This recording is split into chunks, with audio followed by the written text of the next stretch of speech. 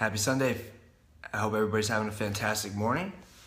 Ryan Murphy checking in with a little 5 a.m. thoughts action. Now, in fairness, it's been a minute since I've been able to put one of these together, but I've got something today. So, the law of attraction, also referred to as the power of the universe, what some people would recognize as God, whatever. For this conversation, we'll call it the law of attraction. So the first time I heard about the law of attraction was by the name of I watched a video on YouTube by a guy named Earl Nightingale, and if you haven't checked it out, I would highly recommend it. It's called The Strangest Secret. And Earl Nightingale is this older, 1950s style type radio broadcaster. He's got a really magical voice. I love radio broadcasting. Like, I loved listening to baseball on the radio growing up. I just think there's something majestic about it. It forces you to create and use your imagination versus being able to just see it on TV. But anyways, he talked about the strangest secret, and he talked about that, what you think, this is it, right? The strangest secret is what you think, you become. What you think about, you become. Profound, right? And the analogy he used was, if you have a ship and you have use the example of two different ships. They're both leaving the coast for a destination.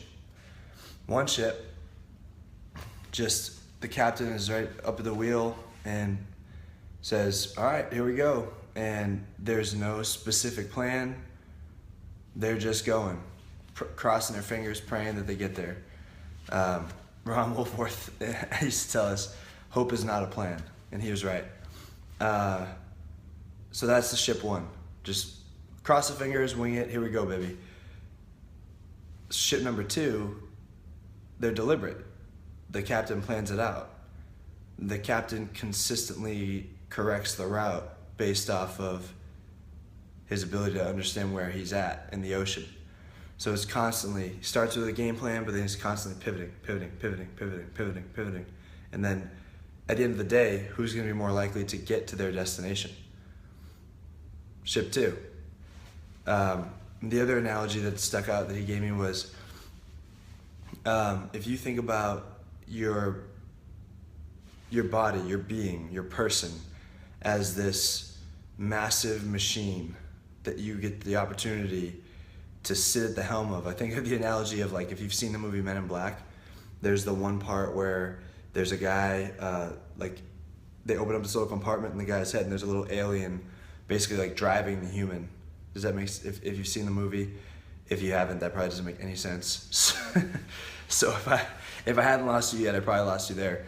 But the analogy of, like, hey, you're sitting up on this top of this massive machine with unlimited potential, and what are you going to do with it? Like, what are you going to do with this machine? What are you going to do with your potential? What are you going to do with what God's blessed you with?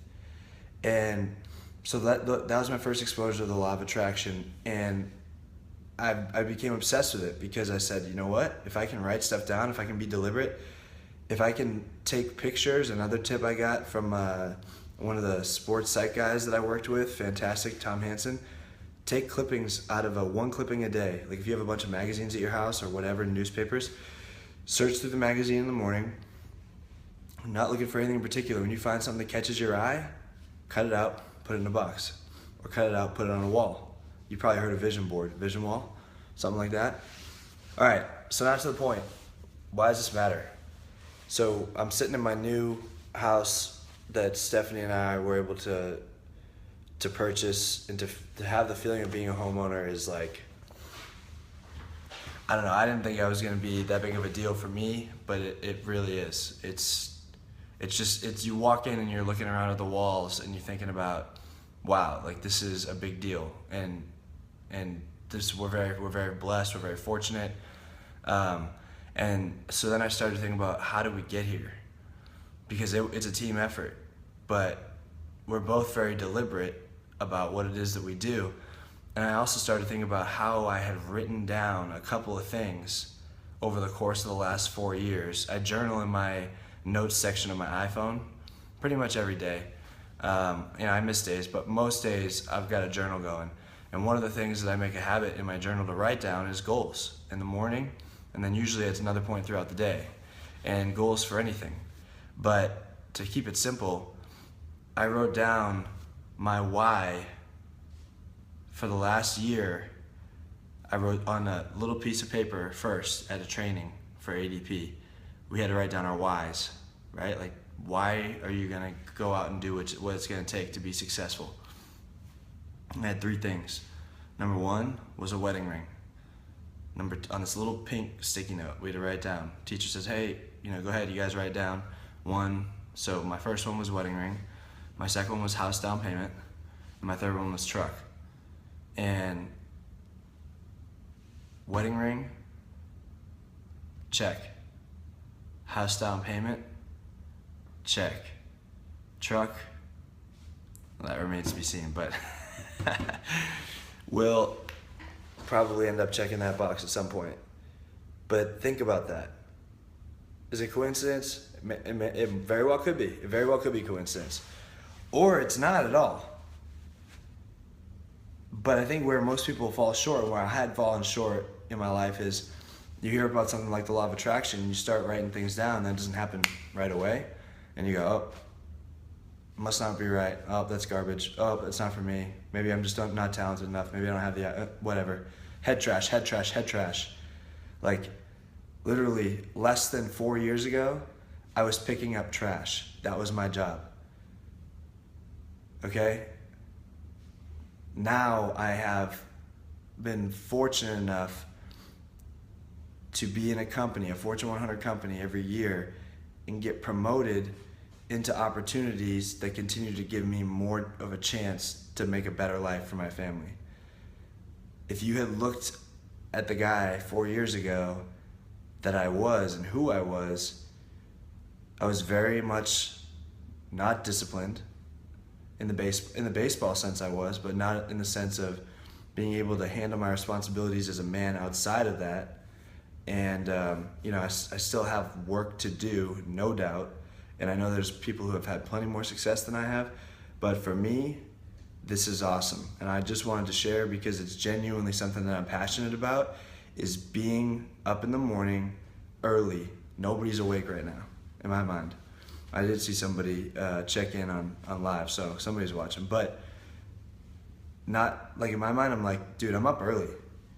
And I'm gonna write these goals down. And like, while the rest of the world's sleeping, I'm working.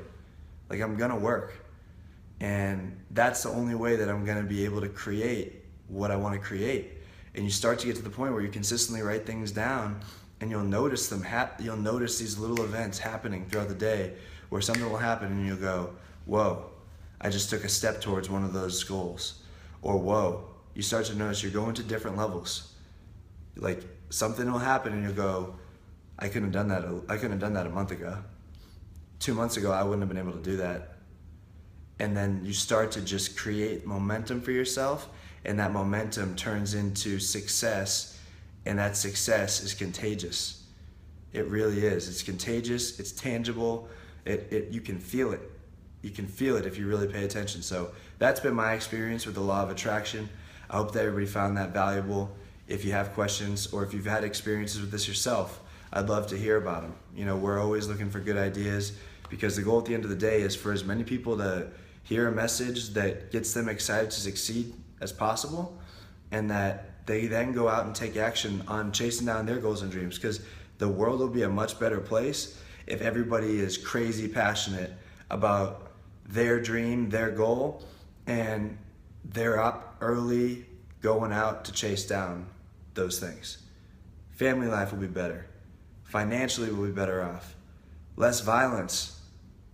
Dude, violence, like, think about it. You gotta have a dream. You gotta have goals, or this life is really, really tough. It's already tough. But if you don't have passion, what do you have? Thank you, guys.